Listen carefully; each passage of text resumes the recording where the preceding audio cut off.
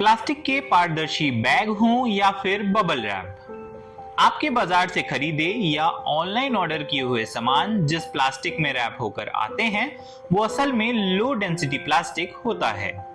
हल्का, फ्लेक्सिबल और moisture resistant होने की वजह से इनका इस्तेमाल पैकेजिंग के लिए किया जाता है।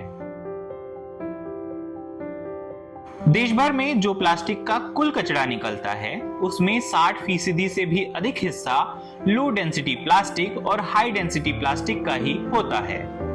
खास बात यह है कि इस प्लास्टिक को आसानी से रिसाइकल भी किया जा सकता है।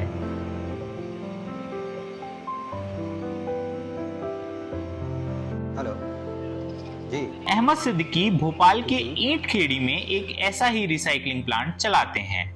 यहाँ लो डेंसिटी प्लास्टिक वेस्ट को प्रोसेस कर उसके ग्रैनुल्स बनाए जाते हैं।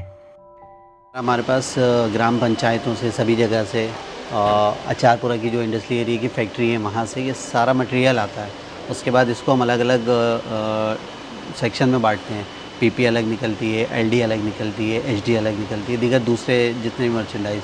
अभी फ़िलहाल हमारे यूज़ का ये एलडी है जो हमने निकाला हुआ है। तो ये समझ लीजिए आप कि अब ये फाइनल प्रोडक्ट है।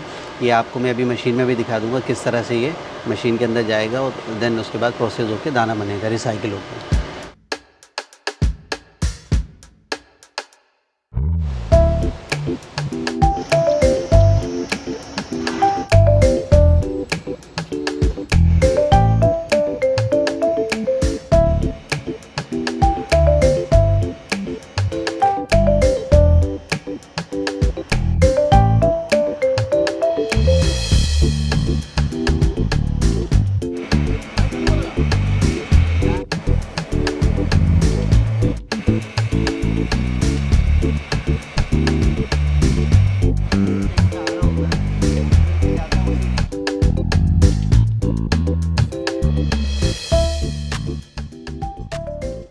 यहाँ पे जब आप लोगों के पास में ये प्लास्टिक आती है तो किस तरीके से आती है और आपके लिए क्या सबसे बड़ा चैलेंज होता है? चैलेंज तो इसके अंदर ऐसा कुछ ख़ास नहीं रहता, लेकिन ये रहता है कि जहाँ से भी हमारे पास मटेरियल आ रहा है कोशिश हमारी ये रहती है कि जल्द से जल्द उसको हम सेग्रीगेट करें।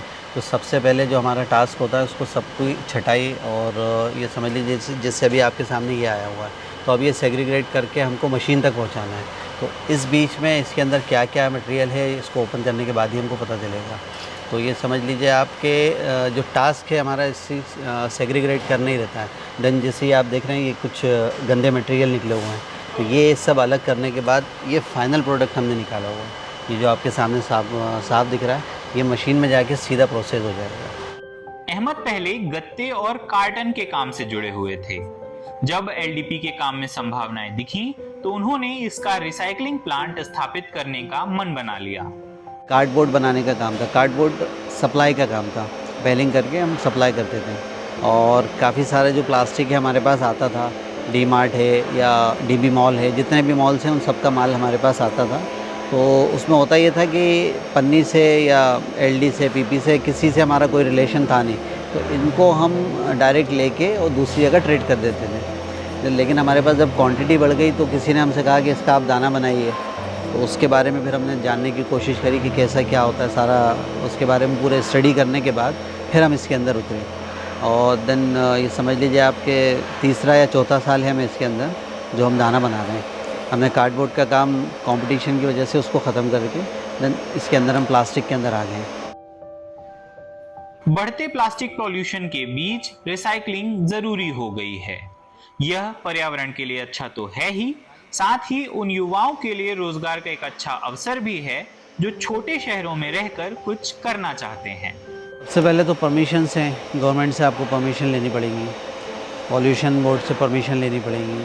उसके बाद जो है तकरीबन 5000 स्क्वायर फीट का आपको शेड बनाना पड़ेगा और फिर मशीनरी परचेस करके कुछ एक्सपर्ट को ला के फिर आप काम स्टार्ट कर सकते हैं। इसमें इन्वेस्टमेंट कितना है और कितना इनकम हो सकता है? इन्वेस्टमेंट तो इसमें ऐसा है कि आप 30 से 50 लाख के आसपास पूरा सेटअप आएगा इसका और इनकम ये मान के चलिए आपके मंथली 1 से सवा लाख रुपए इनकम हो जाती है। क्या ये एक अच्छा बिजनेस ऑप्शन है? बहुत बढ़िया ऑप्शन है, लेकिन क्या है कि मेहनत बहुत है इसके अंदर और मेन चीज़ क्या होता है कि जो आपके पास काम करने वाले बंदे हैं वो एक्सपर्ट हों तो आप बहुत आराम से काम कर सकते हैं। अगर वो एक्सपर्ट नहीं होंगे, जैसे अभी आपको मैंने दिखाया, बंदा ही मेरा जो था सभी कुछ सेट कर रहा है, हीटर सेट कर रहा है, पैनल बोर्ड पे काम कर रहा है, तो वो इस तरह के एक्सपर्ट जो लोग होते हैं उनके साथ अगर आप काम करोगे तो बिल्कुल आप ग्रो करोगे। आपको बता दें कि मध्य प्रदेश में पिछले कुछ वर्षों में प्लास्टिक रिसाइकलिंग के 152 प्लांट्स स्थापित हुए हैं। Madhya Pradesh pollution control board की एनुअल रिपोर्ट के मुताबिक राज्य में वर्ष 2023-24 में 4 लाख मीट्रिक टन प्लास्टिक को रिसाइकल कर कई प्रोडक्ट बनाने में इस्तेमाल किया गया है। मध्य प्रदेश में रिसाइकलिंग की क्षमता वर्ष 2021-22 की तुलना में दोगुनी हो चुकी है, यानी यह अच्छा संकेत है। हालांकि भारत में अभी भी कुल उत्पादित प्लास्टिक कचरे का केवल 13 से 30% ही रिसाइकल हो रहा है। ज्यादातर प्लास्टिक कचरा लैंडफिल साइट्स और कूड़े के ढेर में ही पड़ा रह जाता है। इससे पर्यावरण को बेहद नुकसान पहुंचता है। जरूरत है कि भारत में प्लास्टिक वेस्ट के कलेक्शन और सेग्रीगेशन पर अधिक ध्यान दिया जाए। ज्यादा से ज्यादा रिसाइकलिंग फैसिलिटीज बनाई जाएं ताकि पर्यावरण भी बचा रहे और लोगों को रिसाइकलिंग के क्षेत्र में रोजगार भी मिल सके, यानी एक साथ दो समस्याओं का हल हो सके। लेडीज़ जो काम मतलब ढूंढने की तलाश में थी उनको हमने यहाँ पे रोज़गार दे के रखा हुआ है, तो वो लोग भी काम करते हैं। बहुत निचले तबके से आते हैं जिनको कहीं कोई काम मिलता भी नहीं है, तो उनको हमने यहाँ पे रखा हुआ है। और कुछ एक बंदे भी हैं जो कि बेरोज़गार थे, जिनको हमने यहाँ ला के उनको ट्रेंड किया और आज वो जो है 2 पैसा कमा रहे हैं।